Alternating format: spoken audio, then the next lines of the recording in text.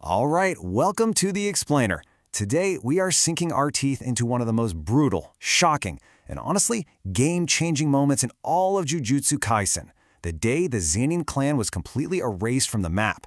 And look, this isn't just some big, flashy battle.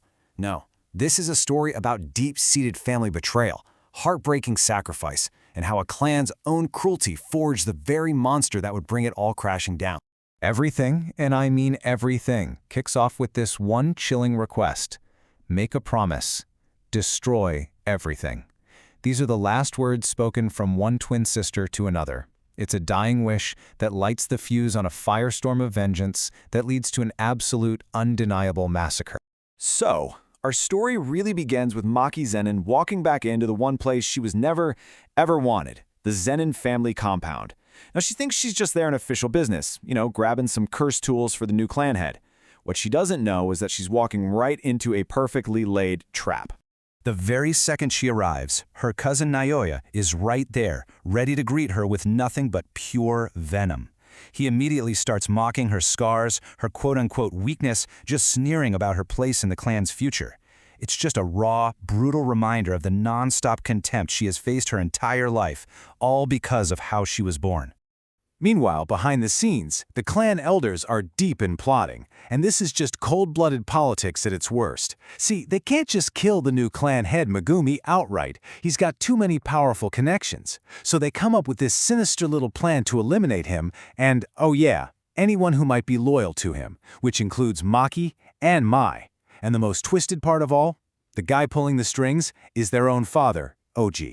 And this is where the trap is sprung, down in the cursed tool warehouse. Maki walks in to find her sister, Mai, already bleeding out on the floor. And who's standing over her? Their father, Ogi.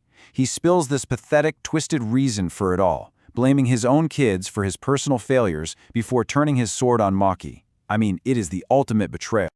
So, defeated, beaten, and thrown into a pit full of cursed spirits, the twin sisters are just left to die.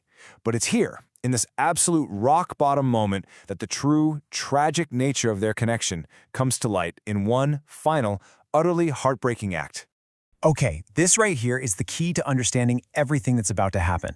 You see, in the Jujutsu world, twins are basically viewed as a single person split in two. So as long as Mai was alive, even with her tiny bit of cursed energy, she was acting like an anchor on Maki. She was holding Maki back, preventing her heavenly restriction from reaching its full, terrifying potential. The same kind of power that made Toji Fushiguro a living legend. And that leads to this.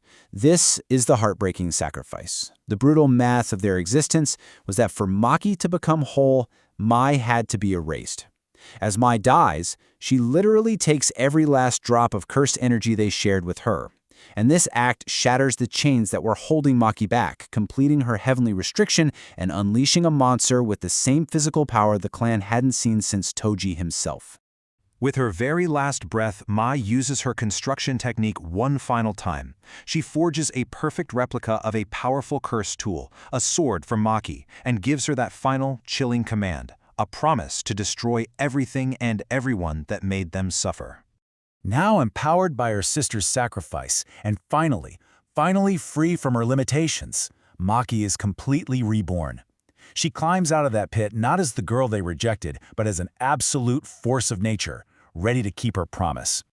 The moment Maki steps out of the darkness, her father, Ogi, is just paralyzed by this familiar terror. It's the exact same fear he felt when he faced Toji Fushiguro. But before he can even really process what's happening, Maki cuts him down with the very sword her sister just died to create for her. And just like that, the first domino falls. The clan scrambles, trying to stop her. First, they send in the Kukuru unit, their so-called martial arts experts. Maki just carves right through them. So then they send in the big guns, the Hei unit, the clan's elite sorcerers. Well, their powerful techniques turn out to be completely useless. It's not even a fight. She moves through them with this terrifying efficiency, wiping out the clan's strongest fighters in seconds.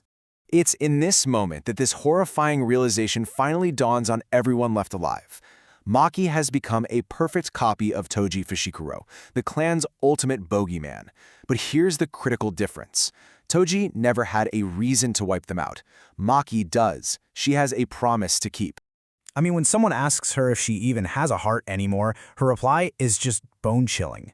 No, Mai took it with her. That says it all, doesn't it?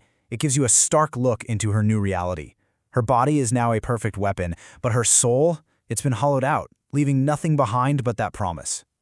So the last real challenge left is Naoya, the fastest sorcerer in the clan. He attacks her with his projection sorcery, a technique that literally moves at 24 frames per second. But it doesn't matter.